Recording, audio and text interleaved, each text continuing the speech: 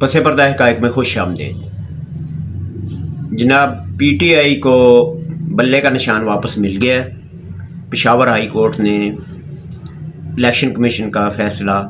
معطل کر دیا ہے، حکم امتناعی جاری کر دیا ہے کہ جب تک فیصلہ نہیں آ جاتا الیکشن کمیشن کا فیصلہ معطل رہے گا۔ اب پتہ نہیں بلے کا نشان پی ٹی آئی کو ملتا ہے یا نہیں ملتا ہے۔ بہرحال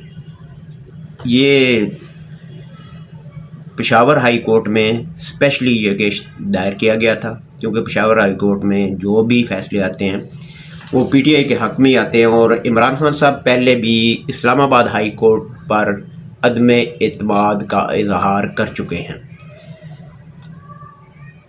اور پشاور ہائی کورٹ میں پہلے بھی فیصلے اس طرح کے آئے ہیں جو پی ٹی آئی کے حق میں ہیں۔ اب بھی اس کو الیکشن کمیشن چیلنج کرے گا یا امپلیمنٹ کرے گا، یا یہ فیصلہ سپریم کورٹ میں جائے گا، یہ آنے والے دنوں میں پتہ چلے گا۔ یہ جو درخواست دائر کرنے والی تھی نورین فاروق خان، ان کے متعلق تو پی ٹی آئی کے وکیل علی ظفر صاحب نے بتا دیا کہ ان کا تعلق تو پی ٹی آئی سے ہے ہی نہیں، حالانکہ یہ پی ٹی آئی کی بہت پرانی ورکر ہیں اور ان کے پاس عہدے بھی رہے ہیں، اور مزید جو بات چل رہی ہے عدالتوں کا، آپ اندازہ لگا سکتے ہیں کہ ہماری عدالتیں 133 یا 34-35 نمبر پر ہیں، تو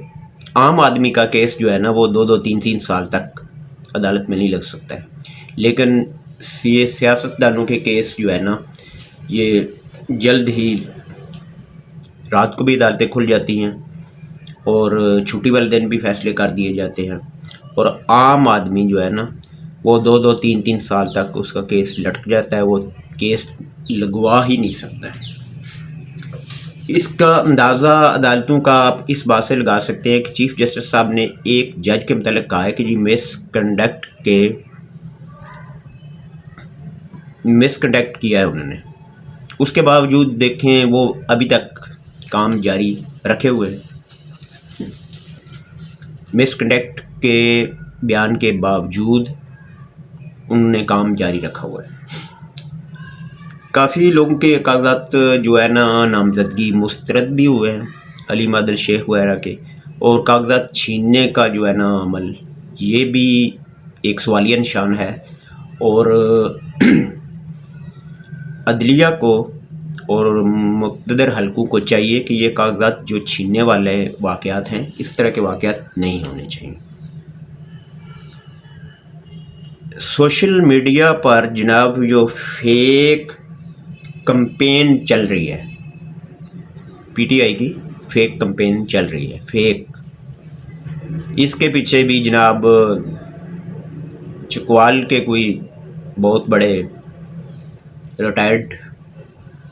جرنیل ہیں، نام آپ جانتے ہی ہوں گے، تو جتنا آرمی کو نقصان انہوں نے پہنچایا ہے، اس سے پہلے آرمی کو اتنا نقصان کبھی نہیں ہوا۔ آرمی کا مورال بھی ڈاؤن ہوا ہے، اور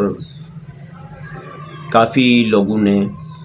سوشل میڈیا پر آرمی کے خلاف بہت باتیں بھی کی ہیں، اور 9 مئی والا واقعات بھی ہوئے ہیں۔ ابھی 9 مئی والا واقعات جو ہے نا وہ اس کو روزانہ کی بنیاد پر پھر ہائی لائٹ کیا جا رہا ہے۔ نواز شریف کے قریبی عرفان صدیقی صاحب کی طرف سے کالم بھی لکھے جا رہے ہیں، اور یہ کہا جا رہا ہے کہ جناب 9 مئی کے واقعات کی وہ ساری کڑیاں ملا کر عوام کو اصل حقائق کیوں نہیں بتائے جا رہے، کہ اصل حقائق کیا ہیں، 9 مئی میں کون ملوث تھا، اور آرمی تصنیبات پر حملے کس نے کروائے اور کس کے کہنے پر ہوئے۔ اس کو ہائی لائٹ کر رہے ہیں کہ یہ 9 مئی والے واقعات دب نہ جائیں۔ نون لیگ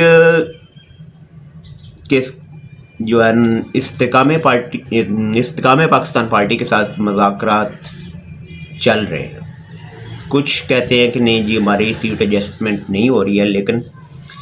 یہ آپ کو ماننا پڑے گا کہ اگر نواز شریف صاحب وزیر اعظم بننا چاہتے ہیں تو استحکام پاکستان پارٹی ان کو جہیز میں لینی پڑے گی،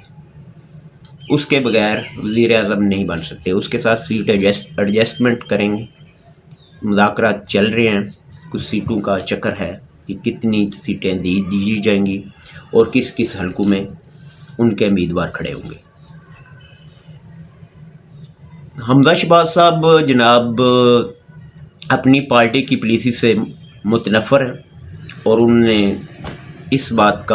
پر ناراضگی کا اظہار کیا ہے کہ پرانے ورکر جو ہیں ان کو نظر انداز کیا جا رہا ہے۔ باقی جو آپ سمجھتے ہیں کہ پی ٹی آئی کے جو فیصلے ہیں اڈیالہ سے ہو رہے ہیں اور عمران خان صاحب کر رہے ہیں، تو یہ سارے فیصلے عمران خان صاحب نہیں کر رہے ہیں، کیونکہ ان کو پتہ نہیں ہے کہ آن گراؤنڈ کیا چیز چل رہی ہے۔ ان کو جو چیز جا کر بتائی جاتی ہے، جو کچھ بتایا جاتا ہے، انہوں نے اس کے مطابق ہی فیصلہ کرنا ہے۔ تو یہ بتانے والے پہ منحصر ہے کہ وہ کس طرح ان کو کیا چیز بتاتا ہے اور کیا فیصلہ لینے کی کوشش کرتا ہے۔ تو سارے واقعات ان کو نہیں بتائے جاتے۔ لطیف کھوسہ صاحب یہ بشرا بی بی کو جناب عثمان بزدار ہیں یہ نئے عثمان بزدار مل گئے ہیں بشرا بی بی کو، کہ لطیف کھوسہ صاحب اگر قربان کریں گے تو پیچھے بیہائنڈ دی ڈور کس کے فیصلے ہوں گے؟ بشرا بی بی کے ہوں گے۔ وہ ایسے ایک کمزور سا شخص چاہتی ہیں، جس طرح عثمان بزدار سب نے شور مچایا کہ اس کی کمان گرفت کمزور ہے، لیکن آخر دم تک عثمان بزداری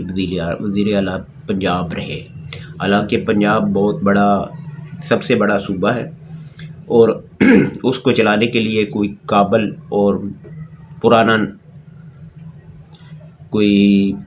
ورکر چاہیے تھا، لیکن عثمان بزدار کو آگے لایا گیا۔ عثمان بزدار فیصلہ کرنے کی پوزیشن میں نہیں تھے اور ان کو چلایا گیا بشرا بی بی کی تھرو، پنکی پیرنی کے تھرو، اور عمران خان صاحب کو بھی سارے حالات و واقعات نہیں بتائے گئے۔ اسی طرح اب لطیف کھوسہ صاحب کو عثمان بزدار بنایا جا رہا ہے۔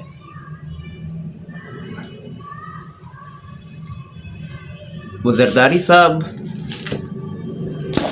کچھ دنوں میں کچھ گیم کرنے والے ہیں،